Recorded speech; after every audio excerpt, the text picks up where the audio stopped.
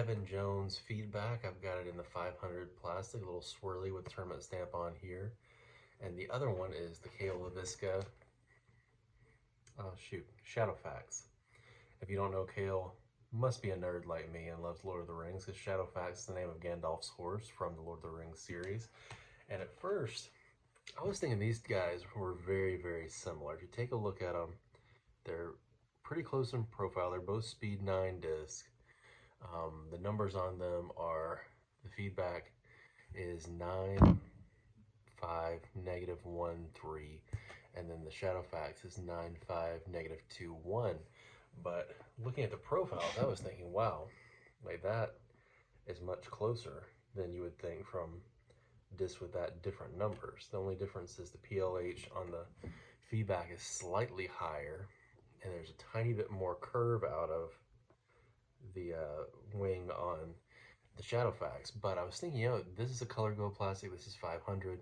Maybe that's just a difference in plastics. They're doing some funny things with this, but I took these guys out, threw them on a couple different courses. I'll let you be the judge, but I do think there are pretty unique differences in the flight, especially when you get them up to speed. Check it out.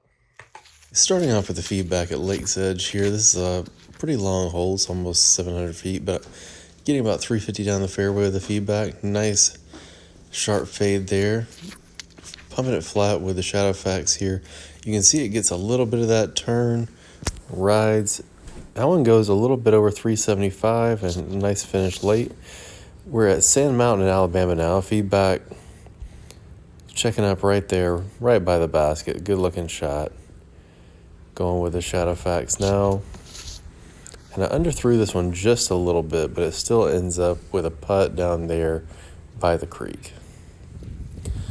Hole 2, terrible release here with the feedback, but it still rides the ground really nicely. Ends up by that picnic table in circle 2.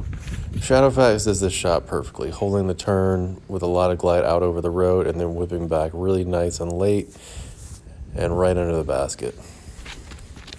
Going up onto the hill here.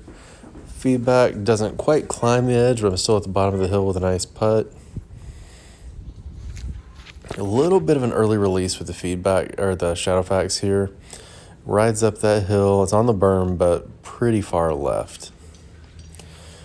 Basket is around the edge of the fence there. You can see it. Feedback checks up in between the pin and the light post. Great shot.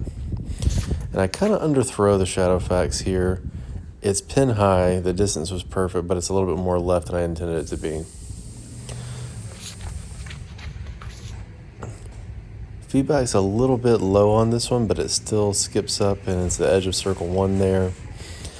Shadowfax, I got a little bit too much under that one, I guess. A little bit too much power. It's about 50 past the basket, out of bounds, long and right.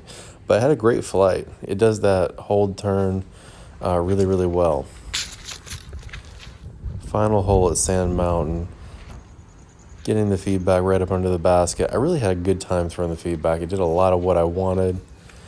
And with the Shadowfax, it's also a good shot, and it ends up clipping that tree, but it's still in putting range, but not quite as nice as the feedback. So as you can see, when you put a lot of pressure on it, this reminds me a lot of something like old SPD or the current Infinite Disc Roman, where you punch it, it's going to go, it's going to glide, but then it will catch a good fade. It's got some skip when the angles are right, and it's got a good bit of integrity. I really liked it a lot. Now, on the other hand, the Shadowfax at low speeds, the flight is not that different, but when you push it, that turn kicks in, and it really penetrates forward before it starts to fade. As you saw a few of those where I was really letting it go.